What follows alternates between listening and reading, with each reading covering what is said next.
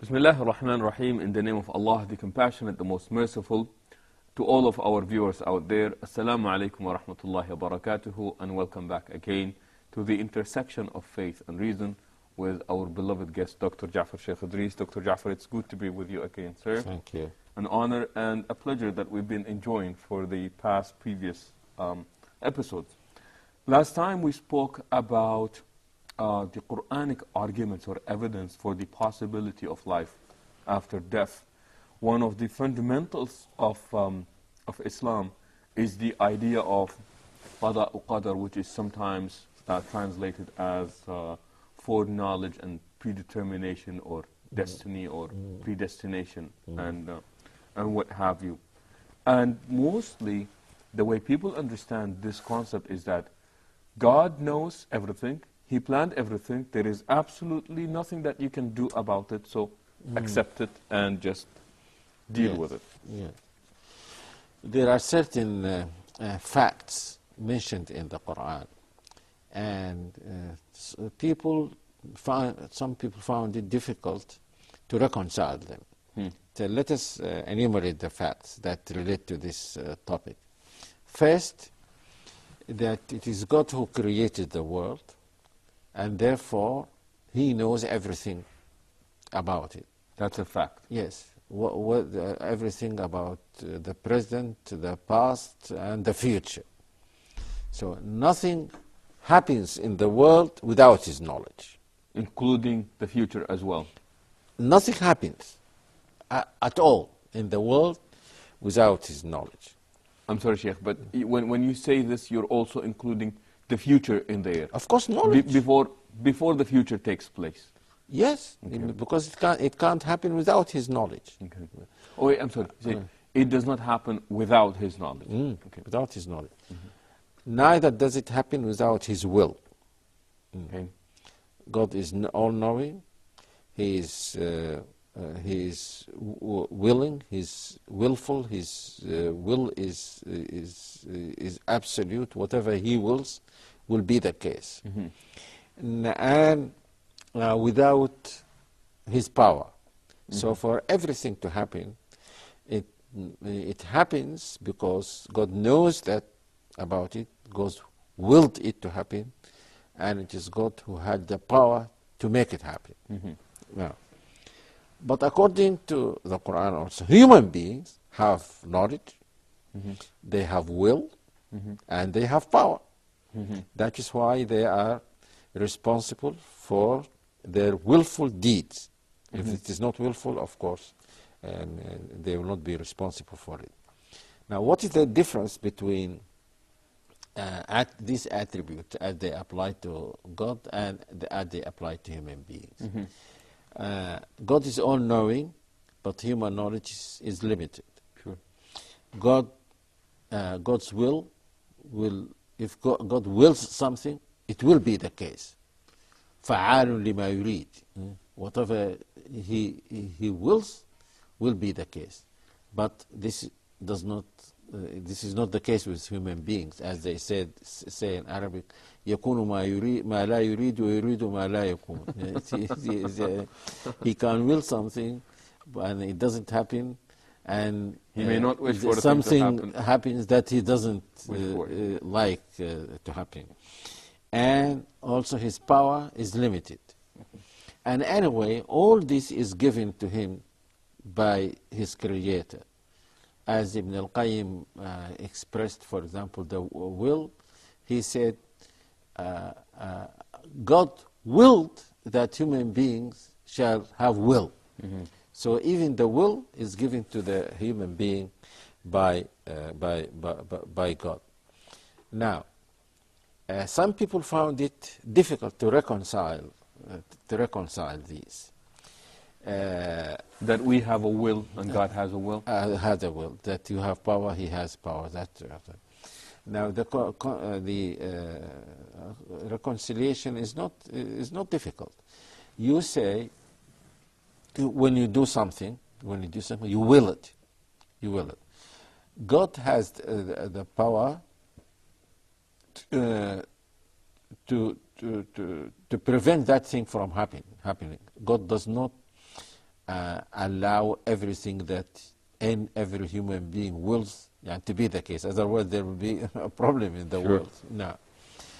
But he will be responsible for his will. For his will. Because the will is the most important thing. So there is no problem here. God knows that he willed this, but God prevented it from happening. Mhm. Even if allows it to happen, also the person will be responsible for the deed. Someone might say, but God knew that I was going to do this, so I had to do it anyway, because God knew that. No. Ibn Abbas is reported to have said something that solved this problem. He says that God created people. He knew what they would do by the will that he gave them. He knew what they will. He told his knowledge to be a book, and it became a book. So everything that is in that book is something which God knew would happen, but his knowledge of its happening does not contradict the fact that the thing is was willed, because Allah knew that Yasir would speak to me now and ask me questions. So the fact that Allah knew that you will do this does not Free me from the responsibility. and it does not make that you had no will at all. Now, but people, as they were divided in the matter of the attributes of the Creator, they were here also divided.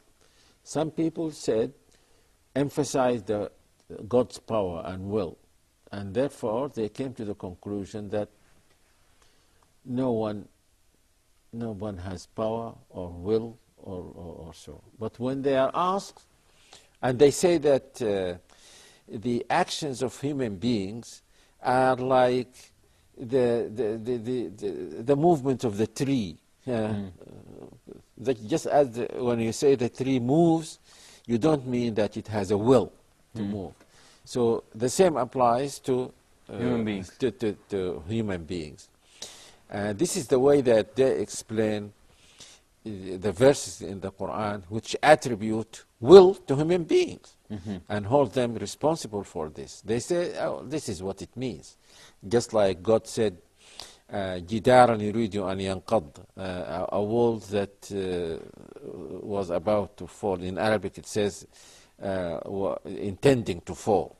So they say that intending here does not mean that the wall has A will. a real will. So this applies even to human beings. There is no will at all. When they are asked, then why does God hold us responsible for something that we had no part in, that we were just made to do? He said, this is God. You can't ask His him, will. You can't ask him why he did this. You are his creation. He does what he likes with you. Now, the group that says that the other extremist group said that yes, we are responsible for our actions, the actions that we make. God does not make them. Meaning? So they could not reconcile the fact that the action is willed with the fact that Allah knew about it. So they said, we create our willful actions. God does not create them. And we do not, we create our actions, and that's why we are responsible for them, because they wanted to emphasize, the first group wanted to emphasize God's lack of power, God's power and will. The second group especially the Mu'tazilites, wanted to emphasize the fact that human beings are willful. So they ended up, just like the first group, denied some of the very clear verses in the Quran, which can be understood to mean that human beings have will. This group emphasized the human will and ended up denying some of the verses that say very clearly that everything is made or does not happen without the permission of Allah subhanahu wa ta'ala. And everything that happens is the creation of God. Allahu khaliqu kulli shay. They say, when you say we create our own actions, you are saying that there is something which God doesn't create. The third group, which is on the right path, said there is no problem. As I said, the one that he spoke about was this group of the great imams, the great leaders of the Ahl Sunnah. They said there is no contradiction between the two. God has power, has will, and so we have God power, and but our will and power is within God's power and will. And that's how they came to reconciliate. Yes, they reconcile this with that. Some people, and I know someone, I don't want to mention his name, you know him.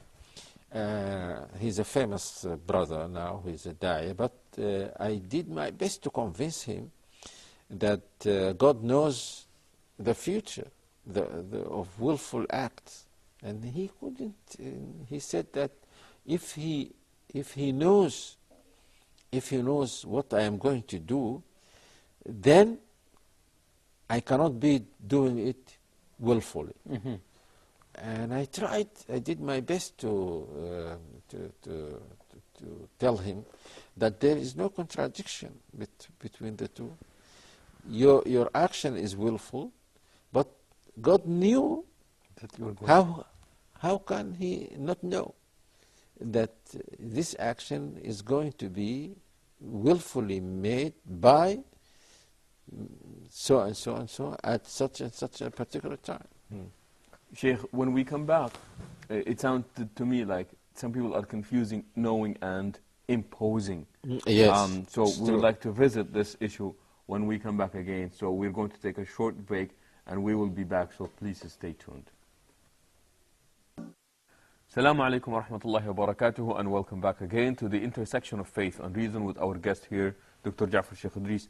Dr. Jafar, as we're talking about here about the issue of foreknowledge and predetermination or predestination, are you talking about the confusion that might have taken place between God knowing and God imposing?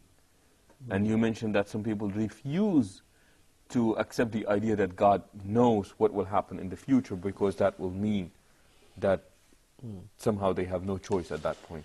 And I tell them that there is no logical connection between the two, between knowing something and imposing it on someone. There is no, even in our worldly affairs. For example, a scientist who might tell us about the eclipse of the moon, say.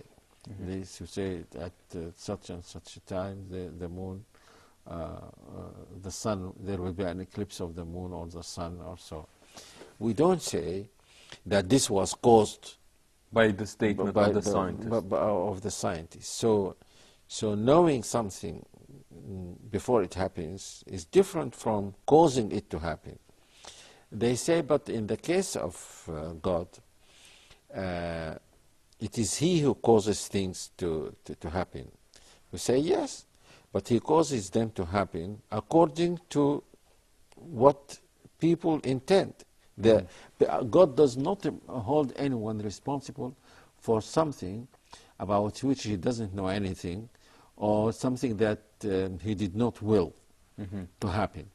But if He wills something to happen, it is natural for God to know what he is willing before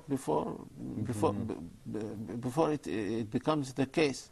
And the fact that God knew it will happen does not contradict the fact that that person intentionally made the action. His action was intentional, was willful. So there is no contradiction between the two. But many people, some very intelligent people, could not see this, could not reconcile these two. Yeah. Sheikh, I think you alluded to this earlier when you were talking about the attributes of God being attributes of perfection, especially when it comes to His knowledge. I believe you said that His knowledge is neither preceded by ignorance, nor will it be followed by forgetfulness, as our knowledge is. And part of that perfection is He does not wait for things to happen to know about them. No. That would be imperfect on the part of... and the important thing is that there is no contradiction between His knowing that it will happen and the fact that it will happen with the will of a human being. That God will allow it to happen, because nothing happens without, as we said, God's creation. You intend something to happen, God gives you the power to make it happen, and He makes you responsible for the action that you made. So there is no contradiction between the two. Just being a devil's advocate here, and I don't want to say sympathize, but I can see where this group might be coming from, in a sense that what happens if God has willed it or God knew about it, at that point there is nothing on my part that can be done, and therefore people would think that I am stripped out of my will at that point. Again? Well, the idea is that if God knew about it before I have done it, the fact that God knew about it did not impose on me, but the fact that God knew about it, it leaves me no other option, as ridiculous as it may sound, that no option is left but for me to carry out what God already knows. Yes, this is the argument that some of them say. But when you say that God knew that it will happen, God's knowledge is perfect. He knew that you will do it, and you will do it willfully. That you will do it willfully, He said. You are not going to change your mind. If He knew that you will change your mind, again, that will be part of His knowledge. He will know that you will think of doing something, then you will change your mind and do something else, and all this will be part of His knowledge. But the fact that He knew what you are going to do has nothing to do with your not being able to do otherwise. Yeah, it has nothing to do with...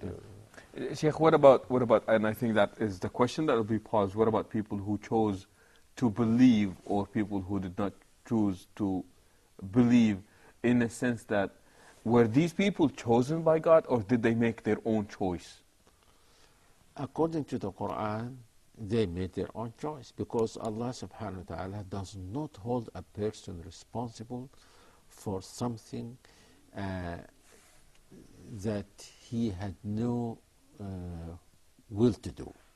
No, this is a very basic teaching of the Quran. A person is only responsible for something that he chooses with his own clear knowledge and will.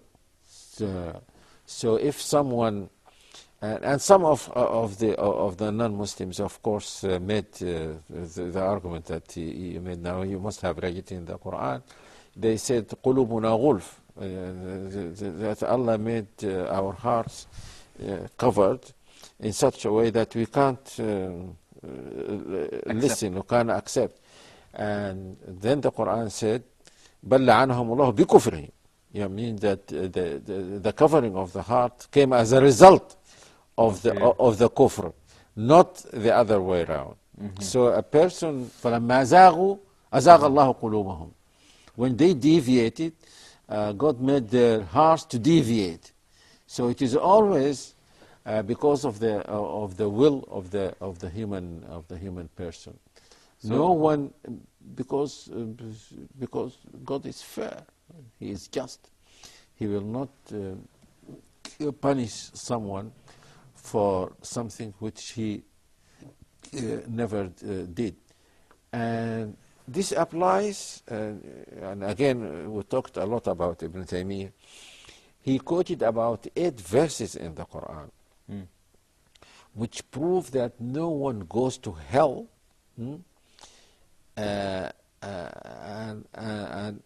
until a prophet or someone who is a messenger of the prophet conveys the message to him. And he understands that message and he refuses. كلما ألقي فيها فوج سألهم خزنتها ألم يأتكم نذير قالوا بلى قد جاء نذير. Whenever any group of them is plunged into hellfire, the angels will ask them, didn't a Nazir, someone, a warner, came to you? They would say yes. So no one will go to hellfire who, many people found this difficult to accept when I said it in one of my television interviews. I said that there are now people in the world who don't know about Islam. They don't know. So you can't call them kafirs, infidels, because to be a kafir is to deny. And you cannot deny something of which you have no knowledge. Sure. You have to know and then deny. So these people, and I was glad when I found that one of the big sheikhs said the same thing that I said. Sheikh bin Baz, he was asked the same question, and he said that these people are neither Muslims nor kafirs. They are non-Muslims. They are not Muslims because they don't believe in Prophet Muhammad sallallahu alaihi wasallam, and they are not kafirs because they have not denied the message. They haven't reached the message. So Allah subhanahu wa ta'ala is very fair. He will not hold someone responsible for something about which he knew nothing about, or about something who he was not willfully. Sheikh, from what we have said, you keep referring back to the knowledge of God, and it seems to me like to you this idea truly revolves around God's perfect knowledge in the past, present, and in the future, with no implication or with no insinuation that anything is imposed upon humanity. No. Some things are imposed on them, but they will not be held responsible for them. And Allah will not hold you responsible for the color that you have now. He will not hold you responsible for your size, unless you become too fat or something. Then that will be your responsibility. Allah will not hold a person responsible for the fact that he was born at such a time in such and such a place, and so on. So a person is held responsible only for the things that he willfully, knowingly does.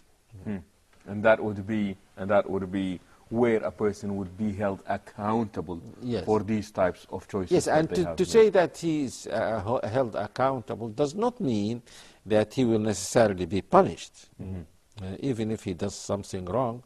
If he does something good, he will definitely be rewarded, because God is generous. He will reward him. But if he does something bad, then he might repent, and then God will accept his repentance. He might, regret that he did this thing. He might do a good thing that wipes out the poor choices that he's made. Yes, and so on. So when we say, in principle, we say he is held responsible, but that doesn't mean that God will punish a person every time they commit a wrong. And I'm thinking for the people who deny that they have a will. Earlier you quoted the verse of people who act indecently, and then they say God has actually commanded us of this. I wonder, where do people stop if that is the case, where they would deny their own free will and they say God just imposed everything? Yes, they say usually people do this, make this claim about the bad things that they do, not about the good things. No one would say, I did this good thing because Allah imposed this on me. But when they do bad things, they say, what I couldn't have done anything. This is Allah's will. It is true that it is Allah's will, because but Allah's will is related to also your own will. Yeah. So, Sheikh, we would like to conclude with this, but there was a well-traveled American person that I know back in California, and he traveled vastly in the Muslim world, especially in the Arab world, and he picked up a lot of Arabic. He speaks Arabic at this point, and he made a statement, and he said, you Muslims like to blame Allah for everything because of this idea of misunderstanding of this qada and qadr. He said, you do the wrong and then you blame it on Allah. Sheikh Jafar, as always, it has been a pleasure having you with us. And with this, we come to the conclusion of this part of our program, hoping that you would join us next time. Until then, we say so long. Assalamu alaikum wa rahmatullahi wa barakatuh.